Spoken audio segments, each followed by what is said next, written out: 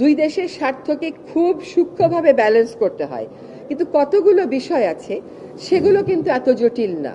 যেমন বন্যার পানি কখন বাংলাদেশে প্রবেশ করবে, কি মাত্রায় প্রবেশ করবে, বৃষ্টিপাতের মাত্রা কি, বাংলাদেশে কতটুকুন প্লাবিত হওয়ার সম্ভাবনা আছে, এগুলো তথ্য নিতান্ত মানবিক কারণেই শেয়ার করা উচিত এবং সম্ভব।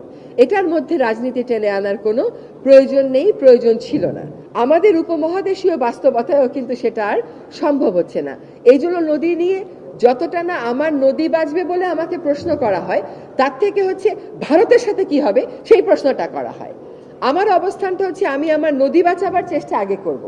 সেই জন্য আমি ভারতের সাথে কথা বলবো, নেপালের সাথে কথা বলবো, চীনের সাথে কথা বলবো, কিন্তু আগ্রহটা বেশি থাকে ভারতকে আমরা কি বললাম সেটা নিয়ে। হ্যাঁ, এটাকে যেহেতু আমরা রাজনীতি করে ফেলেছি বা আমাদের রাজনীতির বিভিন্ন আঙ্গিকের কারণে এইটাও একটা বাস্তবতা হয়ে গেছে যে মানুষ বারবার একটি দেশের কথাই আমাদের কাছ থেকে জানতে চায়।